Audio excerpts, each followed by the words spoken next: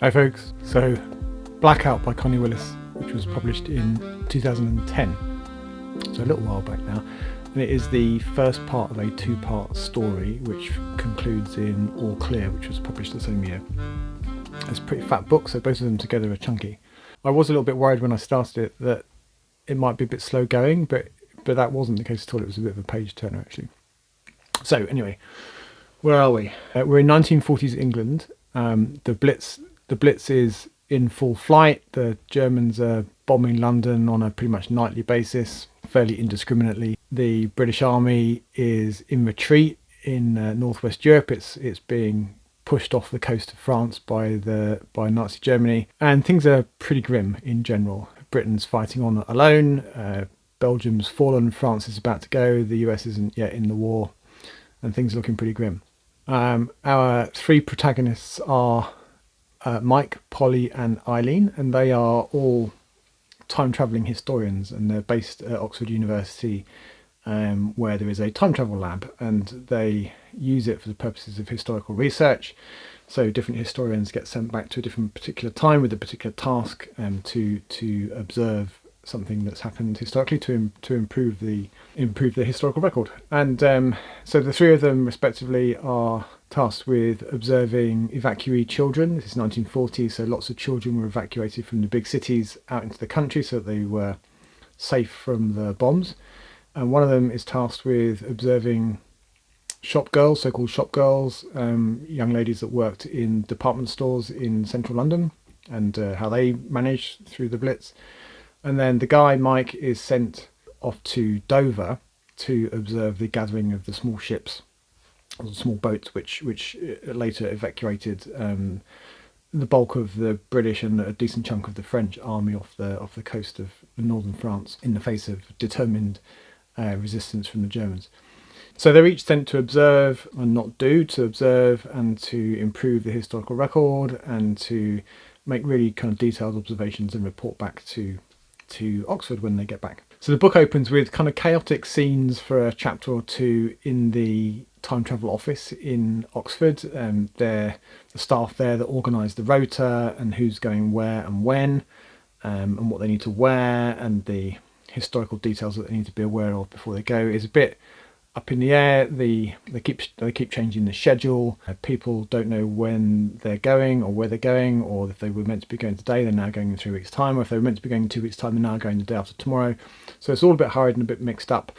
And it's not really explained why, but it's a sort of just a scene setting that things are not running as they usually do. So Connie Willis, her time travel mechanism is not really described in any detail other than to say that it's a tenet, if you like, a fundamental tenet of the process, that you won't be able to travel back in time if by doing so you are in a position to change the timeline, change the way that history unfolds. So for example, if you were sent back to the Second World War, you wouldn't be in a position to do anything that would change the outcome of the war, for example. And if you were, it wouldn't let you, so you wouldn't be able to go back to a particular date and time or place if that might result. And that's just the way that it works. So they are definitely participants in history, not observers. That's the intent anyway. So they have some issues when they're somewhat routine process to get sent back in time, it seems, but with a slightly chaotic background that I mentioned, so that things don't go well when they arrive. One of them gets sent back to London to the Blitz. Her drop zone ends up being in a difficult to access cellar, which becomes a problem later. And one of them gets sent back to, is meant to be going to Dover, but he's sent back like several days later than he's supposed to be. Some kind of time slip happens, and he's sent to a village 25 miles up the coast from Dover, where he's nowhere near where he's supposed to be. It's not like you can just call an Uber to get where you need to go. So, and not many people are running cars at that point because the petrol's rationed and it's too expensive. So he has a bit of a mission to get to Dover to find what he's meant to be observing, which is the small boats gathering, as I say, to rescue the troops off the coast of from Dunkirk, off the coast of France. It becomes clear that nothing's working the way that it should. So none of their drops stay active, or Mike's does, but there's an artillery placement or an anti-aircraft gun sitting right on top of it, so he can't use it. And others' drops don't appear when they should.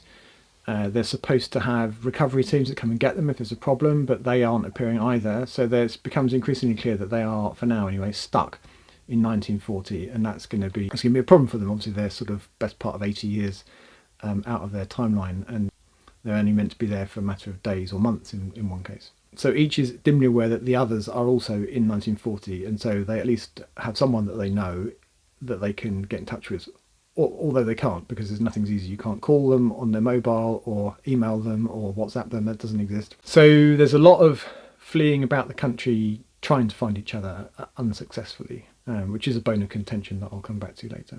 What is really clear is that Connie Willis has done a huge amount of historical research for this book. It's clear in every page. It kind of oozes out of the page that it's believable, it's detailed, meticulously researched and intricately plotted. This isn't your typical kind of romp through, a sci-fi kind of timey-wimey romp through history. It's specific, it's detailed, it's believable. When there's an air raiding process, you feel the kind of sense of panic as people are trying to find the shelters.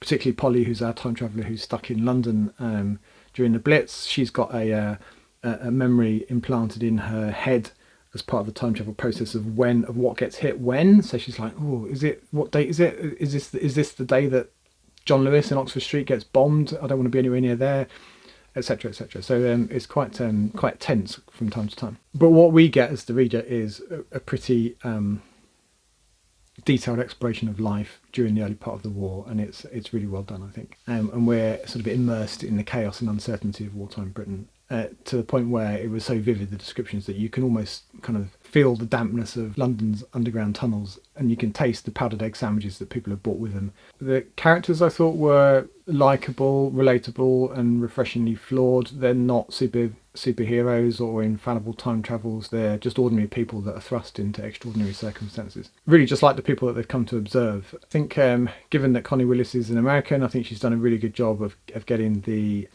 mannerisms and the speech spot on. In my inexpert judgment, it seems pretty good. In particular, there are a couple of evacuees that Eileen is looking after are just an absolute nightmare.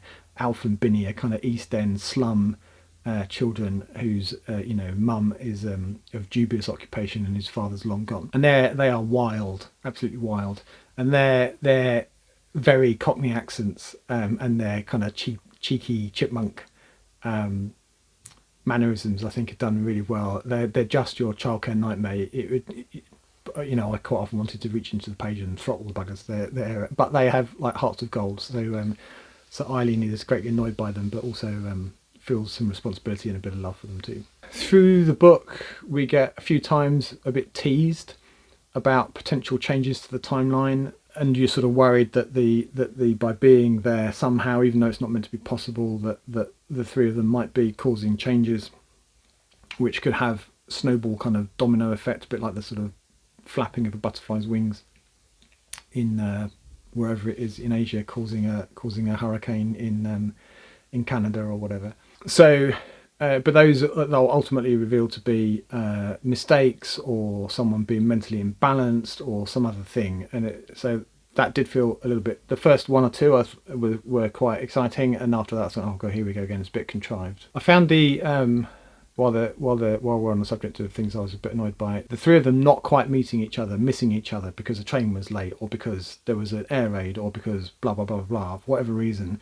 There was a lot of fleeing about the country, not quite meeting each other, which I felt a little bit at times like Connie Willis had decided that was a good way to use 150 pages or whatever it was, but it was a minor thing. By the sort of second or third time someone had just missed somebody else, I was just get on with it. It was okay. The book, although it's the first part of a two-part series, the book does have quite an intense ending. It's quite exciting, but there are obviously several plot threads which are left untied, presumably to be wrapped up in part two. So what did I think? I like a historical novel. I have in the past read a bunch. I'm interested in World War II history as well, and obviously I'm a science fiction fan. So to have those kind of three kind of wrapped up in one package was great. I really enjoyed myself, and I flew through the 600 pages. It was a real page turner. So I really enjoyed it. I'm looking forward to reading the second part at some point, and I think I would give it a solid 8 out of 10. So what did you think? Have you read this book, and have you read the second one? Don't give me any spoilers. I don't want to know. I'll read it, but let me know what you thought. I'd be interested to know. But otherwise, until the next time, bye for now.